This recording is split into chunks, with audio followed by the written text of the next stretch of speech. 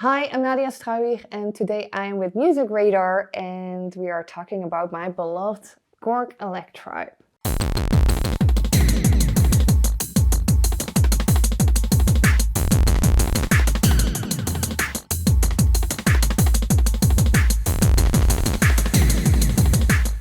Yeah, so I have this buddy already for quite some time because I actually worked with it when I was already 18 or 19 because this device is from, I think it's 2000s or something.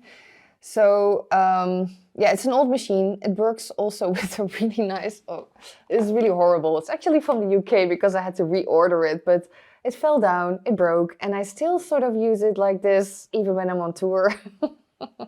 It became a little museum.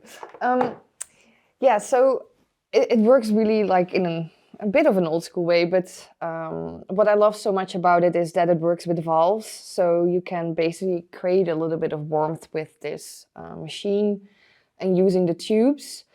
For the rest, it's a groovebox, right? So I can actually use 1 to 7 drum parts, and then you have 6A and 7A and B, and you can alternate them.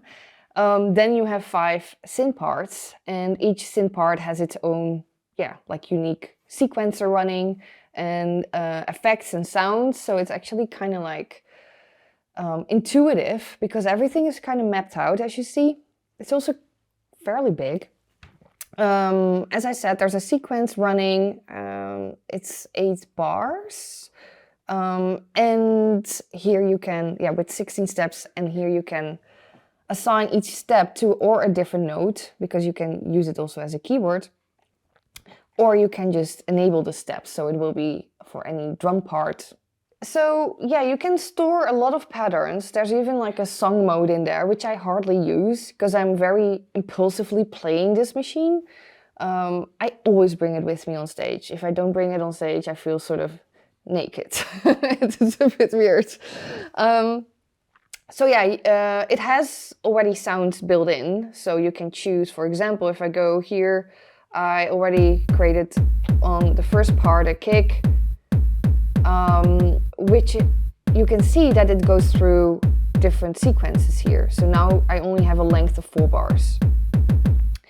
Then I can add up, for example, there's like an extra sort of kick tom happening here. I can put it a bit louder.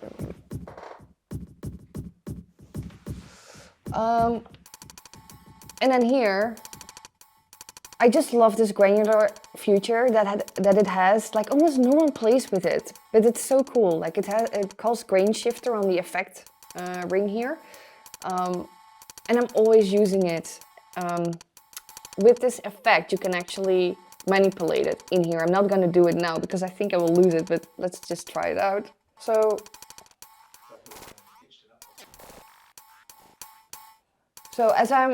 as I said before, like I'm using a lot like the granular synthesis in software, but with this stuff it's also kind of fun because it becomes more intuitive and bitty, which I love. I love that IDM kind of UK vibe actually. So then there's a hi-hat, but you can hear I'm changing the velocity. So what I have here, there's a modulation part happening, enabled, and I put it in BPM sync, and I use the triangle, modulation, how you call that? A triangle shape with the pen. So you can hear that it pans from left to right now also. And I used a smooth motion sequence that has this kind of fluctuation in velocity. So I did that manually, so it recorded the sequence, which is kind of cool of this device as well. Sometimes I play then as well with the roll function, and the roll function you can change in different like timings. Just a standard hi-hat because it makes things better. Then there is a tom happening here. I always try to make sure that I cover each frequency. So whether it's like a tom, or it's a bass line, or maybe a low lead happening, or a pad, I try to make sure that, yeah, I can play with different frequencies, because I can mute parts live like this.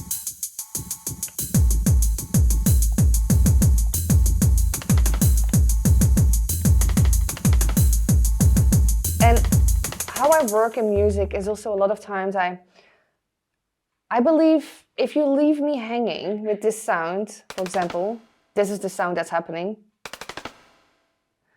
I need a callback. I need something like, I think that's in normal life as well. If I say something to someone, I like an answer, or I like something back, instead of like, hello, you know, where are you?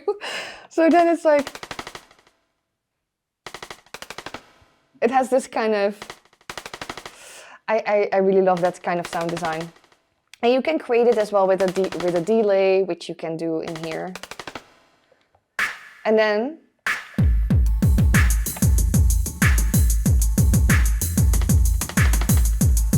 what I also really like is when you have a lot of motion in your sound, especially with what you can do with the Electribe, because you can capture all these motion sequences, right? There needs to be something steady for my feeling, because I love experimental so much, like it's one of my faves, but sometimes it can be tiring for your ears. Like if you make it all the time, I have that also when I listen to metal or something, like it becomes very intense. You need something that holds you. And I just like to have like a clap or something that slows things a bit down. Now, the fun part is the synth part, because you can modulate so much. And as I said before, you have this modulation part where you can change the shapes from your waveforms. You can also put these onto different oscillators instead of like the panning or the amp. Now this one, I created the envelope very short in time. You can even make it more short if you want to. But this is what I can live all manipulate. So if I'm trying to manually change it up instead of having the motion sequence on, so I'm trying really to do that myself. And with the synth filter you can, now I have like a high pass filter on, but I can also go to low pass filter. And there's a resonance. And if I want to, I can still use an effect on there. Yeah, I can hear it. If I go to 3, I can also change that.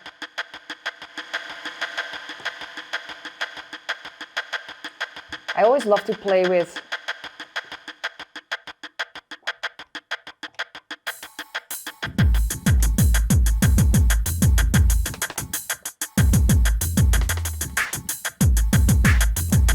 so it brings a little bit more dynamic, and you can hear it's like an ARP, and there's an arpeggiator function in here. So I love to jam around, and unfortunately, because of traveling, I broke this thing. So normally you can also pitch timings and stuff, which is pretty cool. But I can also go here.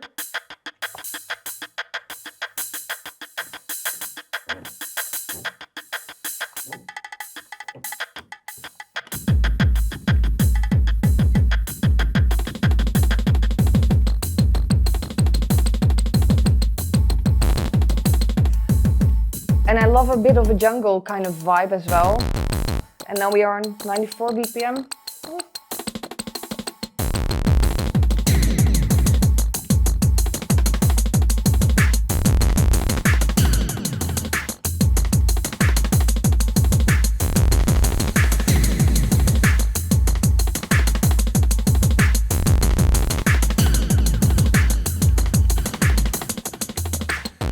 And there is so much more I can tell about it, to be honest, because there's so many functions on here.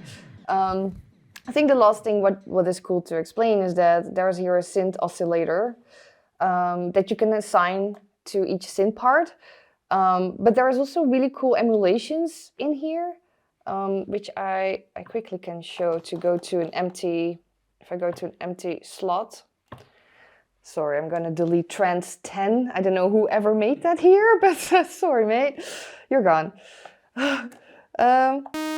So normally it's like basic, and I pushed now the keyboard function, so I can go into different. Now this is kind of like snappy, we don't want that. So I'm going into like PCM comp, and then you can actually go to. Let's go to a sine. So, oop. You can also choose different scales if you want to, but actually I want to put a delay on there.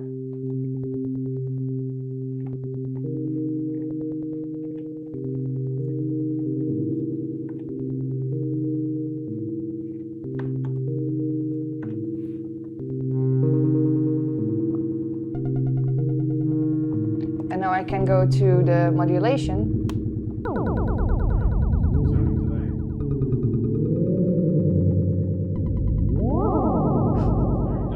Yeah, exactly. But I can also go then.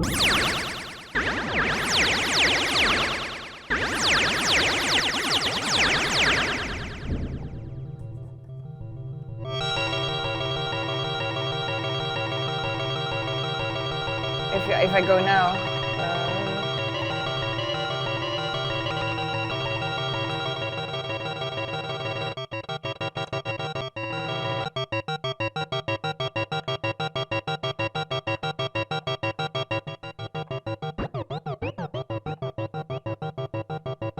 or to the oscillator.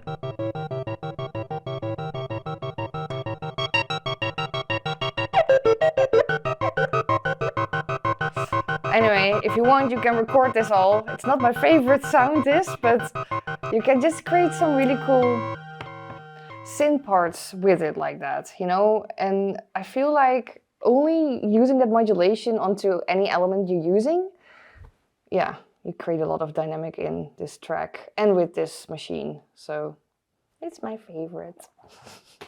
I use it in a multi-track way, so if I created, for example, that whole jam that I just made, if I go back to that one, which was, I think it was this one.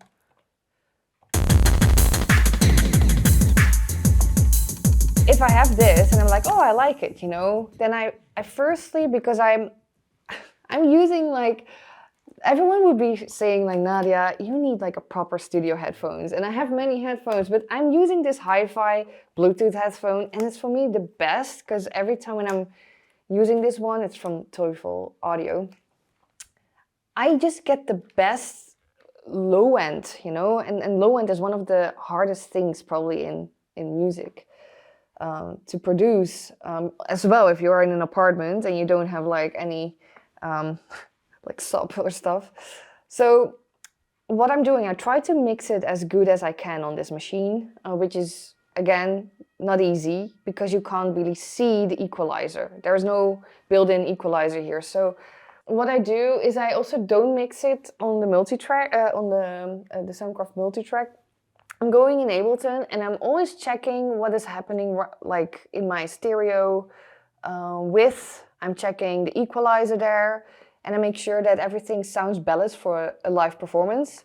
And then if I feel like, yeah, this is it, I'm gonna capture basically every single element separately, which is kind of loads of work, but if I would do only the stereo one, the stereo output, I will never get it so tight in mixing. So for my latest Blueprint release, I did the same thing. I just created something in here and then I got it in there.